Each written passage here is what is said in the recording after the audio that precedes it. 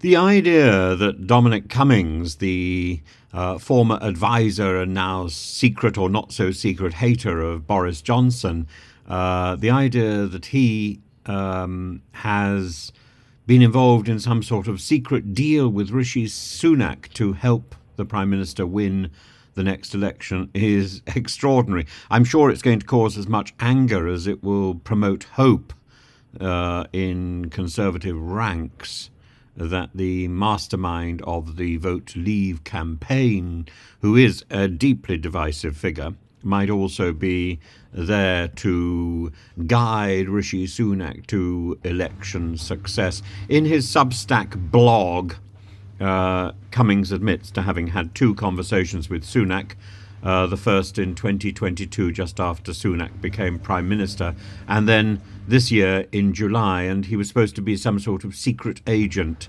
acting. He wanted a secret deal, says Cummings. He wanted a secret deal in which I delivered the election, and he promised to take government seriously after the election. Well, Dominic Cummings' demands were so extreme. He said it was a broad discussion about politics and campaigning. No job was offered. So Sunak was testing the water, in other words.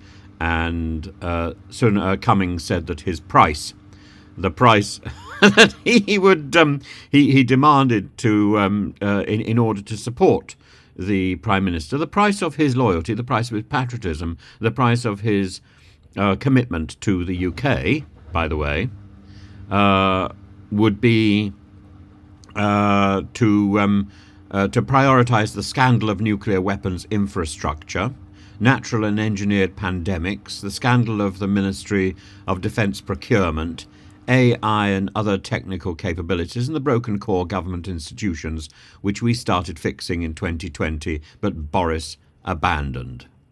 So he drew up a list of things which he would have known no Prime Minister, either before or since, would accept. So he doesn't want the job, but he does want people to know that he was offered the job. Now, it wouldn't be Sunak who would have leaked the story about his conversations with Dominic Cummings. Who else could it possibly be? Well, if you go to Nadine Dorries says, "Woohoo! It's Mr. Gove! It's Mr. I think she's probably right. You know, the fact that somebody is dotty, and the fact that somebody is not terribly nice doesn't mean they can't be right. They can.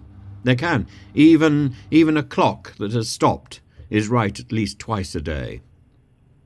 Nadine Dorries. I rely on Nadine Dorries. Nadine Dorries is the person for me, absolutely. Twice a day, like very unpleasant medicine. I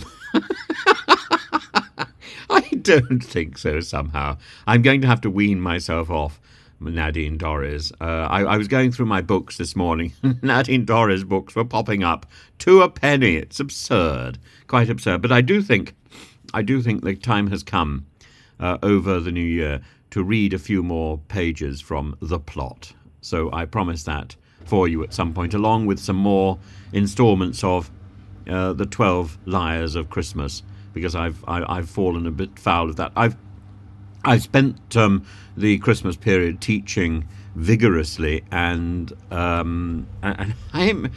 must confess, 5 hours of teaching a day has shattered me beyond belief. 5 or 6 hours sometimes, and it's just slightly too much. What I think is often represented is the fact that 5 hours teaching actually involves an hour of preparation for each lesson, plus quite often an hour of marking. So it's 3 hours a go. So that really mounts up. It leaves very little time for anything else, and you sort of squeeze in bits of YouTube and squeeze in bits of computing.